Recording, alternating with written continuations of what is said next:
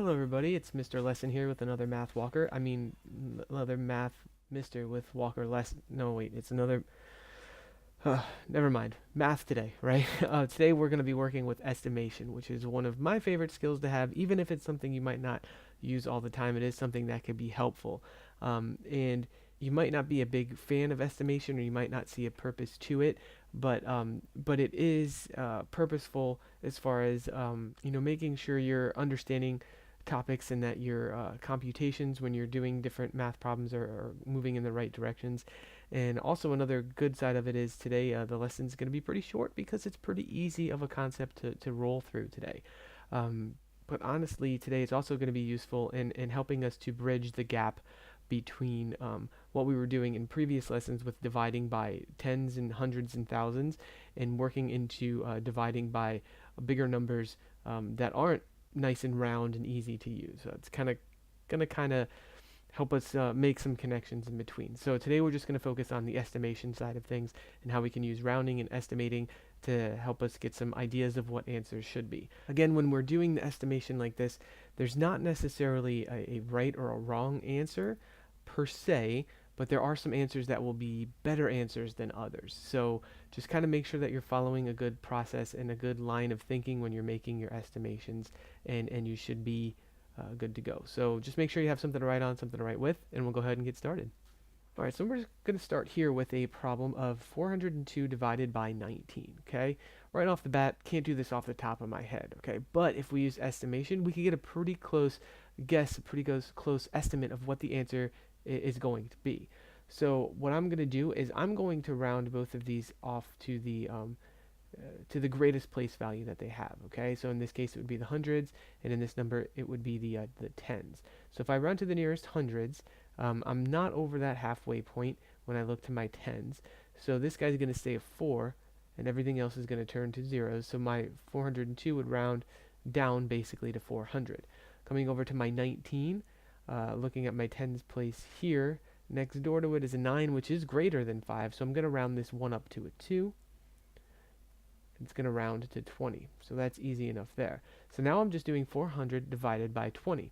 All right, so as far as my estimation and rounding is concerned, I have 400 divided by 20. So I'm going to, what I'm going to do is I'm actually going to take this 20 and I'm going to break it up into a 10 and a 2 because that's just going to make it a little bit easier for me to divide and to estimate that way. So 400 divided by 10 would give me 40. Right, because I have a 0 here. I'm going to take off a 0 on both sides. So now I'm just left with 40 divided by 2, which would give me 20. Okay, so my estimate for 402 divided by 19 would be 20. All right, not too terrible, right? Let's try another example real quick. What if I had something like 149, and I was going to divide that by, let's say 71. 71. Okay, so let's do some rounding first. Let's make these nice, easy numbers to deal with. So looking here, so there's kind of two ways we could go on this one. So if I was rounding to my hundreds place, I could look at that 4 and go, okay, well that 4 is not to a 5 yet, so I could keep them all the way down to 100. I could also look at like to the tens place, right? And I could say, well, that's 49, so that's pretty close to 50, right? That's like right there, so I could say it's 150. Either one of those would be right, and either one of those would work just fine. It's just going to be whichever one's like easier to deal with as we move forward. This guy here, 71, well, that's close to 70, so I'm just going to round him to 70 there. You could also make the argument round to 100, but it's not going to give us as close of an estimate. So I would suggest sticking with that 70 there. So I can either do 100 divided by 70, or I could do 150 divided by 70. Either one of those would work. Now, if I start to look at this a little bit, I'm going to go, okay, well, 100 divided by 7, I can't really do that evenly, right? I'm going to have like a remainder. That's not going to be super easy to work with. Let's say 150, so 15 divided by 7, that's the same way, not really easy to work with. But there is a number that's a multiple of 7 that's going to fall like right in between these two guys that would actually work a little bit easier, right? What if I used 140 instead? Now I'm looking at 14 divided by 7, which I could do. That's easy to do.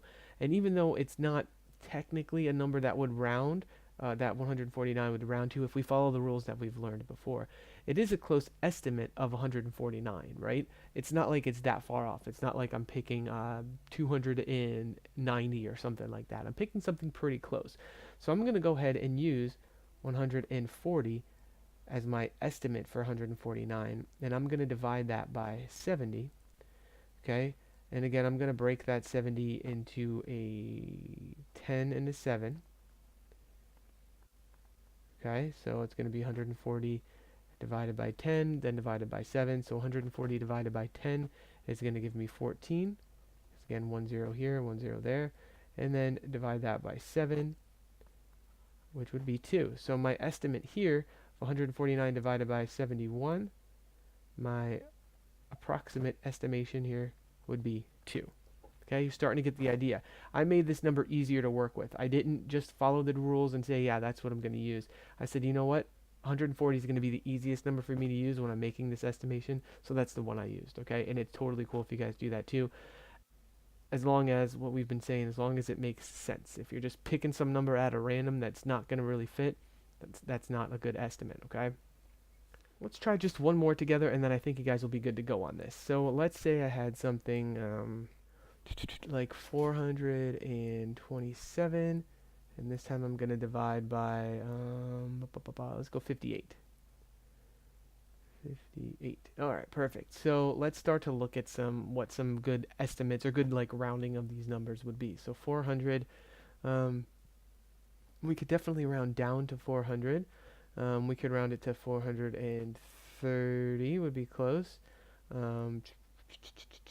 Let's go with those for right now. Let's look at our 58 here. Well, definitely we could round that up to 60. I guess we could round down to 50 or up to 100 if we had to, but I think I like the 6 right here, because if I look, if I took this guy to 420, well, 42 is divisible by 6, so that's going to work out pretty nice. So let's do that. Let's do 420 divided by 60. Again, I'm going to break that 60 up. I'm going to break it apart into two different numbers here, into a 10 and a 6, okay, because it's going to make it a little bit easier for me to divide that way. So 420 divided by 10 is going to be 42. Just got to divide that by 6, which would give me an answer of 7. So an approximate estimate here for 427 divided by 58 would be 7. So you can see using these estimates could definitely get us close to an answer, even if it's not going to get us the exact answer. It's just going to help us make sure that we're in the ballpark when we actually figure this out for real. And again, this lesson is going to serve as kind of a bridge to the next kind of concepts that we're going to be working on. So practice with this a little bit today. If you have any questions, comments, or concerns, please let me know. And I thank you guys for watching. All right, see you next time.